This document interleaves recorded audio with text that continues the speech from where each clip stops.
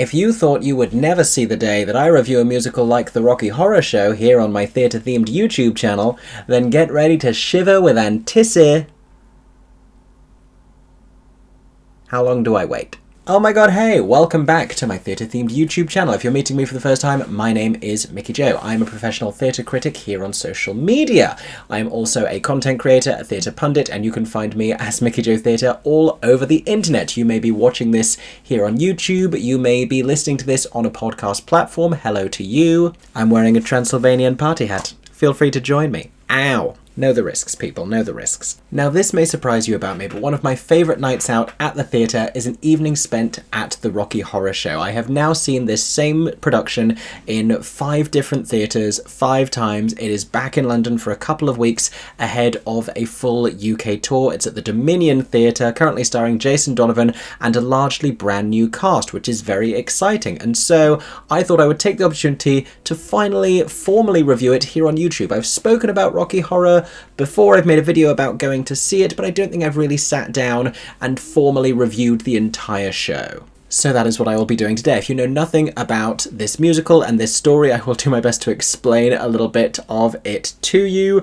which if you do know it, you will appreciate is going to be a feat. And if you only know the film version, you don't know anything about seeing the show on stage, then let me tell you, that is an entirely different experience, and I will explain that to you as well. We're also going to talk about this very exciting new cast and how I feel about this production, which I have seen 5 times, as well as my greatest dreams for what Rocky Horror could go on to be. And as they say themselves, don't dream it, be it. As always, make sure to comment down below with all of your thoughts and feelings. Do you agree with me? Do you disagree with me? Have you been able to see this new cast yet? Have you been to see it at the Dominion? Are you looking forward to seeing it this coming year at a theatre near you? Let us know in the comment section down below. And if you're not already subscribed to my theatre-themed YouTube channel or following me wherever you're seeing or hearing this video, then why not? Make sure to subscribe or follow so you don't miss any upcoming Broadway or West End reviews. In the meantime, here are my thoughts about The Rocky Horror Show.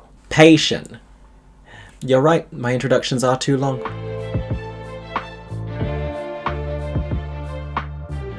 So, Rocky Horror began as this anarchic, countercultural creation from the warped and brilliant mind of Richard O'Brien, who I recently had the opportunity to briefly interview, who told me that, you know, it arose as a tribute to all the films that he used to see when he would go and spend his time sitting in cinemas, shouting things back at the screen. It certainly pays tribute to a lot of, like, sci-fi and B-movie culture. And when this was first seen at the Royal Court Theatre in London, it was edgy and it was queer and it was unusual and it was wacky, and much of that spirit and much of that tone was carried with it into the now iconic film adaptation, which of course starred Tim Curry as well as Richard O'Brien, creator himself, as Riff Raff and a bunch of other celebrated stars. This film adaptation made Rocky Horror hugely famous. It sort of took it everywhere, to the extent that I first became aware of it via the Time Warp when I did that in like my year 6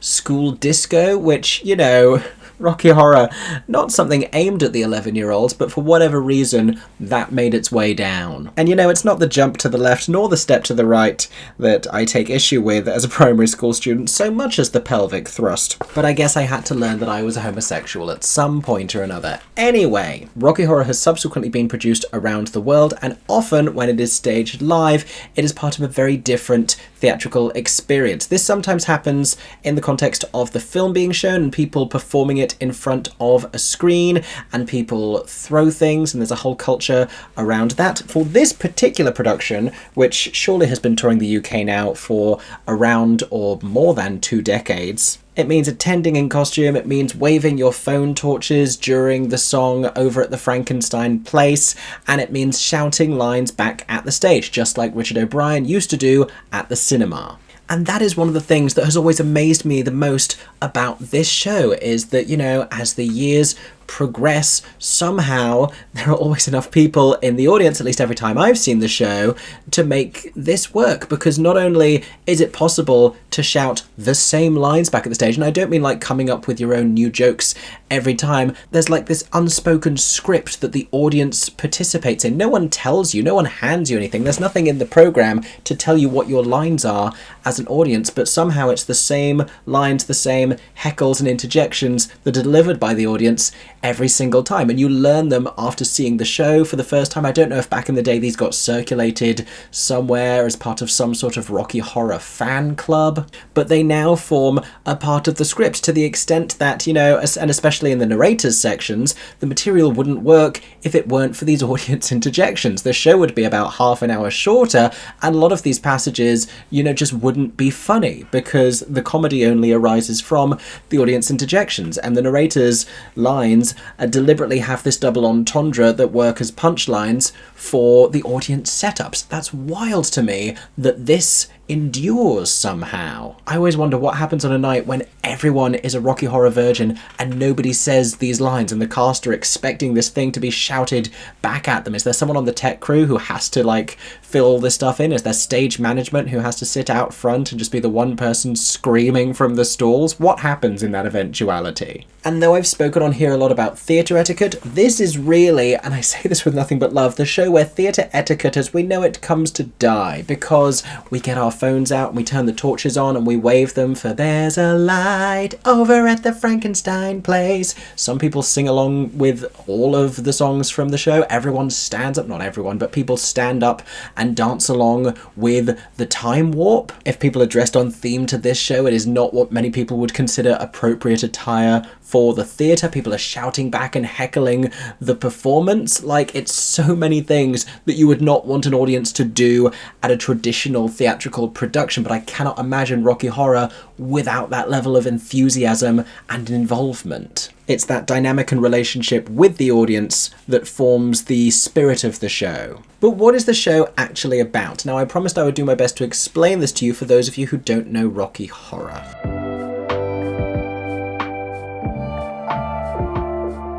Like I said, it draws inspiration from a lot of like B-movies, sci-fi, retro films. We have this young couple named Brad and hold on, I need bears. Where are you? You'll do. Okay. So there's a character in the film called the criminologist. In the stage version, this becomes the narrator, and this is the character who tells the story to the audience. The story of a young couple named Brad and Janet. Brad and Janet are just leaving their friend's wedding when Brad decides that it's a great time to propose to Janet and begin the rest of their lives together. At which point they decide the next thing they need to do is to go and personally tell the science teacher whose class they met in. Only on their way to do this, they encounter some bad weather, they have car trouble, and they have to take refuge in a nearby castle. Upon arrival, they meet this mysterious and creepy butler named Riff Raff, who is sort of Igor from Frankenstein-esque. He lets them know that they have arrived on a very special night and that the master is planning one of his...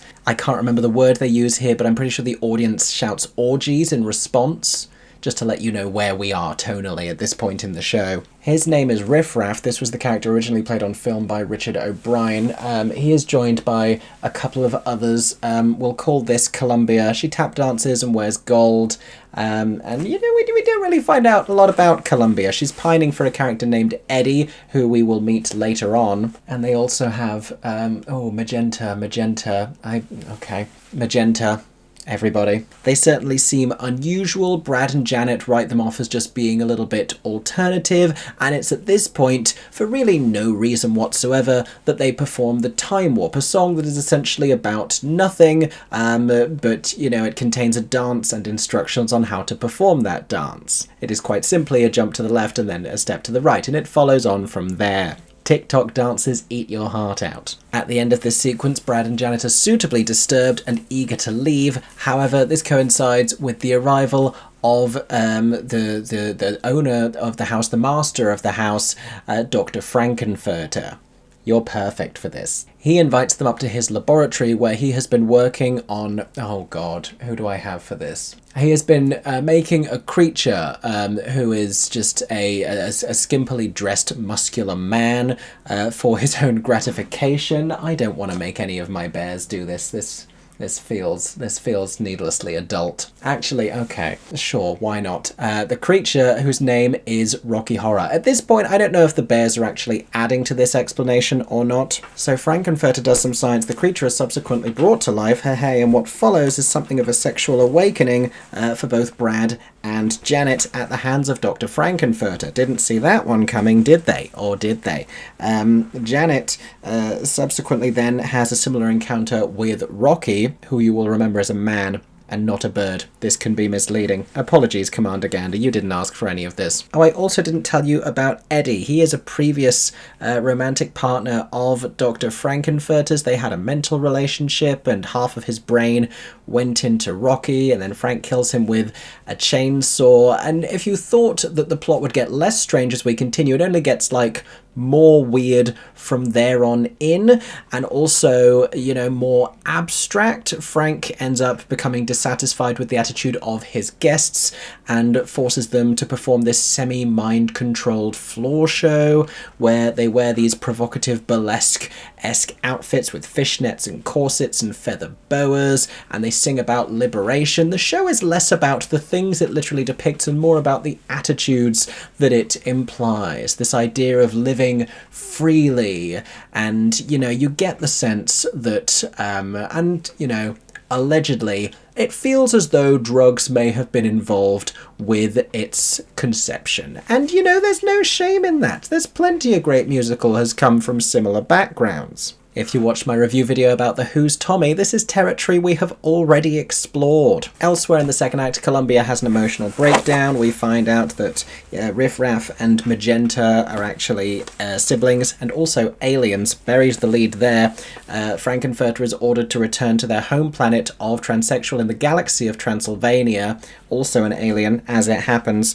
And Brad and Janet reflect on this entire experience and, you know, whether it's changed them for the better and things that they've discovered about each other. It's this whole idea of these conservative, possibly repressed kids being introduced to this alternative, liberal, free, chaotic lifestyle. Just gonna take all of those and put them over there. Okay. But like I said, less about its specific narrative events, more about its themes, more about the mood and, you know, its aesthetics, and seeing these characters on stage being provocative and being sexual and being overtly queer and being gender non-conforming and doing so gleefully and menacingly. It's very subversive, it's very countercultural, and there's a great joy in that speaks quite directly to the queer community, I've always thought. It also contains a lot of great songs in its score. You have not only the Time Warp and Sweet Transvestite, some of the more iconic,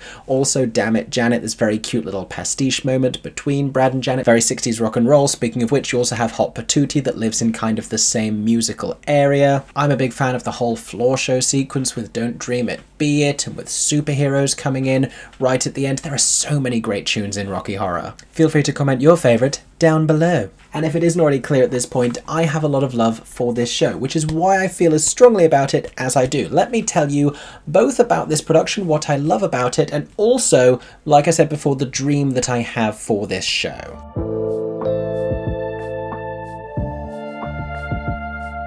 So don't get me wrong, this is a great production of the show. At this point, it's kind of become a little bit like the queer Blood Brothers. Stay with me. Blood Brothers, another great show. They're both great shows. They're both great productions that serve the material really, really well, but they have both been touring for decades, and they have started to feel a little bit stale. You know, I don't know how long it's been since they have been seen by their original creative team, the original director. Possibly I'm incorrect about that, and possibly they go back to refresh it and direct it with every incoming cast member, but it doesn't necessarily feel like that is the case. And this production's design is all very tongue-in-cheek. When we first see Brad and Janet, they are sat behind the wheel of this very flat car. It's not a million miles from pantomime, tonally speaking, which ties in pretty neatly with the idea of the audience holding up flashing lights and shouting along with the show and singing along and standing up and joining in. It feels like adult pantomime, really, and whenever you go to an adult pantomime, which is a much newer concept than the Rocky Horror Show, they feel quite similar. But this very tongue-in-cheek design, with a set design by Hugh Durrant and costume design by Sue Blaine, pays homage to the aesthetics of the film, specifically in the costumes, with a couple of differences here and there. You have Rocky Horror in like leopard print pants rather than gold hot pants. It's all familiar enough as it has to be, so that fans of the show, fans of the film, recognise the beloved characters that they're seeing on stage. They come dressed as those characters, so we can't depart too hugely from the original versions, from the iconic versions, and I get and respect that. At the same time, both in the design and in the direction, I long for a version of this that feels a little bit more fresh, and through that feels once again anarchic and dangerous and edgy, because it has begun to feel, as you know, society has progressed and, you know, become more liberal. We're not in the same place that we were decades ago as people. I want it to feel dangerous and raunchy and provocative and edgy and sexy again, and I don't know that it necessarily is. It all starts to feel just a little bit tame. Like, yeah, we're still wearing fishnets on stage, and yeah, people are still swearing, but it's not the shock value that it once was. And as we see so many different immersive productions popping up, and you had specifically like that immersive Priscilla Queen of the Desert staged in like a nightclub setting with lots of breaks so you could go to the bar and a drag queen host and a pre-show, that's exactly what I want for Rocky Horror. Of all the shows that beg for an immersive staging, you know, when we get up on our feet to do the time warp, that's the most electric sequence in the show, but then we have to sit back down and go back to being, you know, a very respectable audience, still shouting things, still wearing ridiculous outfits, but we're sat neatly in rows watching the show happening in, you know, bright lighting on a big professional stage, touring around nice regional theatres in the country. We might get an ice cream in the interval. It's all very colourful and brightly lit. It doesn't feel like this edgy, subversive thing that it used to be. Put it in a nightclub setting, put it somewhere where it's allowed to feel a little bit seedier, like I said, a little bit raunchier, a little bit risque again. In fact, beyond risque, it's risque now. I want it to feel riotous. I want a wild enough version of the Rocky Horror Show that it excites young people now the same way it excited young people back when it began. And that being my dream for this show doesn't take away from the value of this production. And if you love Rocky Horror, there is so much to hang your hat on with this and so much to enjoy about it. I just don't know if it does as great a job of bringing in new fans as it does appeasing the existing ones, because parts of it do feel a little bit formulaic. It doesn't necessarily feel the most thrilling, and it's not the world's most meaningful material with plenty of depth, but there are certainly parts of the show where we could find a little bit more sincerity, rather than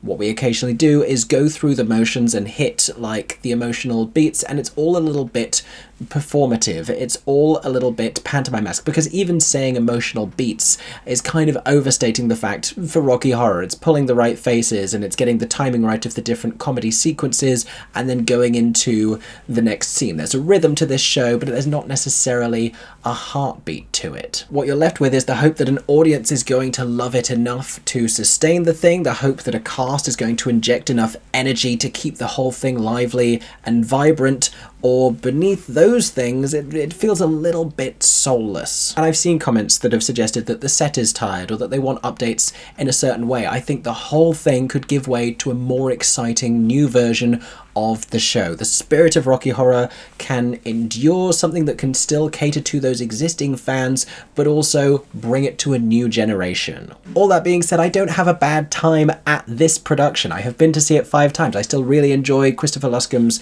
direction. I enjoy Nathan Emright's choreography. I still enjoy all of the design elements, but I enjoy it in a way that feels nostalgic, in a way that feels very predictable, like watching something very familiar. And, you know, that's still nice enough and that's still comforting, and I have a lot of nostalgic joy for it. It's still a very very charming, very quaint, very funny production. It's a little bit suggestive. It's still more adult than the likes of like Joseph and the Amazing Technicolor Dreamcoat, but it has become one of those tours like a Blood Brothers that just goes round and round and round. At which point we get variety from updated casting. So let me tell you about the cast currently performing at the Dominion Theatre.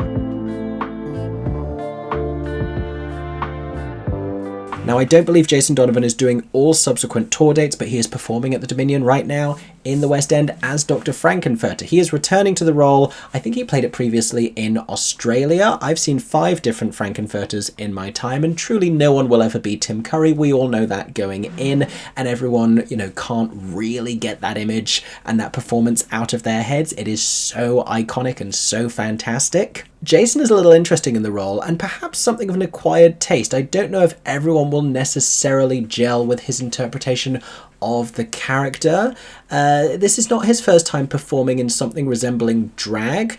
If it were, I would come to the conclusion that he is a little uncomfortable, not necessarily emotionally uncomfortable as much as physically uncomfortable, just walking around in the shoes, but we have seen him do this a lot. I have seen him do this in 2 different tours of Priscilla, Queen of the Desert, for crying out loud. But how it comes across in his Frankenfurter is he just seems not disinterested, but a little annoyed, honestly. It's one of the darker and more sullen Frankenfurters, where some of the best inject a certain amount of maniacal, devilish joy and mania into the thing, but he is playing more, I guess, evil queen from Snow White having the worst hair day she's ever had. And you know I don't normally like to disparage the work of any one individual, so I apologise to this wig team, but something died on this man's head and nobody bothered to get it off of there. What I do think, perhaps surprisingly, is that Jason is delivering some of the best vocals of his musical theatre career in this role, and I think that's because Frankenfurter lends itself well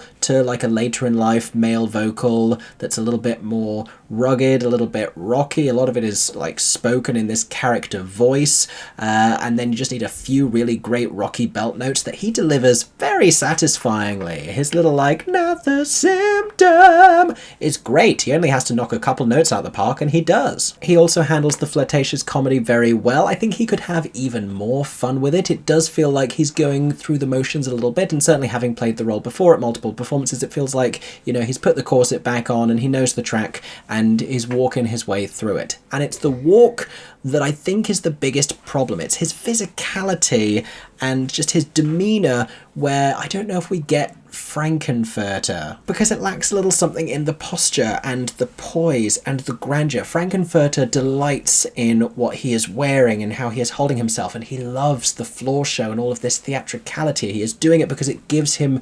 gratification and all of these things. He finds such a joy in them, and we don't really get that from Jason Donovan. He just looks a little bit done. It's like a moody Frankenfurter. Truly, I have never seen a more grumpy Frankenfurter and a happier riffraff. So Job Greuter, and I hugely apologise if that's a horrible mispronunciation of this name, plays riffraff, a role that for years now has been played exclusively by Christian Lavacombe, who has been touring with the Rocky Horror Show for a very long time, who has played riffraff for a very long time, leaving this new performer with enormous shoes to fill. I enjoy his characterisation, I really enjoy his vocal performance, but it is a lot smilier and a lot more gleeful than we normally see riffraff, who is normally the more sullen, grumpy one, kind of forecasting the plot twist that is going to come at the end of the thing along with Magenta. Natasha Hoberiggs plays Magenta. It's a very traditional Magenta performance. I do like her usherette Trixie moment at the beginning of the show. She sings the opening song from the film Science Fiction Double Feature. That's a very cute little moment. Jamie Lee Zanoncelli plays Columbia. Again, apologies if I'm mispronouncing. There are some very exciting names in this cast that I dare say I'm doing a horrible disservice. She's a very charming Columbia who brings a lot of danceability to the role. There's a sequence where they are tossing these bodily remains back and forwards between multiple characters, and every time she catches them, she does this split thing with her legs that's very funny. But some of the most exciting new performances come from Connor Carson as Brad, Lauren Chia as Janet, and Morgan Jackson as Rocky, all of them brand new to this production. Connor and Lauren work very well as this parody stereotype Brad and Janet. What he's doing is so clearly very fake and very contrived with this very manufactured accent, and what she's doing is just natural enough as this sort of a living doll stereotype. And even though they're coming at it from two discernibly different angles, it works very well together. Damn it, Janet goes over great as a number, and they're both really talented. They're both fantastic singers and performers with natural charisma and stage presence. They really sell this Barbie and Ken gone wrong storyline. What I think I would love to see again, although this production doesn't really allow them that much capacity for that, is moments where they just bring a little more personality to it and have a little bit more fun with it. It all feels quite rigid, like they are both executing the tracks as they have been directed to really precisely and really well. And there are a couple of fleeting encounters and moments where they could just relish in it a little more. But when Connor sings his big ballad in the second act, that's a really great moment of the show. When Lauren sings Touch It, Touch It, Touch Me with Morgan as Rocky, that's another great moment in the second act. And Morgan is fantastic. He is a great Rocky. He combines gymnastic ability with a natural stage presence and some of the best Rocky vocals I've ever heard. This is not necessarily always a role that is cast on vocal ability as the prime factor. He sounds fantastic. I will say there's a couple of comedy moments that I've seen the last few times I've seen this show that were absent from this production. Previously, when he's been introduced, Rocky, moments after his creation, his birth, to the different members of the household, he imitates the voices with which they say hello to him. So when Riff Raff says, "Hello, Rocky," Rocky does his best to imitate that back. But Morgan as Rocky just says, "Hello, Riff Raff," and he just says it enthusiastically in an American accent to all of them. And then it's such a drawn-out sequence, you wonder why it's taking so long, because it no longer features punchlines. That's a little bit unusual, but feels more like a direction choice than Morgan just simply not doing it. And in any case, it's the Rocky Horror Show. It is still not Shakespeare, which is why it's not depth or dimension that I'm looking for from any of these performers. It's just moments to dial up the silliness and the wackiness and the characterization and the fun. I just want them to have fun, because when they have fun, we have fun. Do you know who had a lot of fun? The narrator, portrayed at this performance by Mawaan Rizwan, television star, not necessarily with a huge theatrical background, but did a great job parrying with the audience, both reacting to their scripted interjections and also giving a few clapbacks of his own, which is the mark of a really winning narrator in Rocky Horror. It lives in this quite precise place tonally, where it's very much a raised eyebrow and a tongue-in-cheek. It's all a little bit suggestive, a little bit flirtatious, a little bit sinister and maniacal as well. He seemed to be genuinely delighting in that, and that brought such levity to the moments where he was on stage, which is a really great thing to have in those narrator sections. I thought he did a fantastic job. And my increasing reservations about the production notwithstanding, I had a great time. I will always have a great time at the Rocky Horror Show. I will always dress up. I will always sing along. I will always get up and do the time warp, because that is what you do when you go and see this show. There are many people who have seen it many more times than me, who have been seeing it for far longer than I have been seeing this show. I fell in love with it slightly later in its legacy, but it is an iconic piece of theatre. I would love to see productions that are even more bold, even more daring, and I've said it all already. Those are my thoughts about Rocky Horror. I would love to know what you think. Let me know in the comment section down below. If you have seen this production, if you're planning to see it on tour, let us know, and let me know your history with the show as well. Thank you so much for watching this review. I hope you have enjoyed. If you did, make sure to subscribe to my theatre-themed YouTube channel, or follow me on whichever podcast platform you are listening to this on. I hope that everyone is staying safe and that you have a stagey day. For 10 more seconds, I'm MickeyJoTheatre. Oh my god, hey. Thanks for watching, have a stagey day. Subscribe!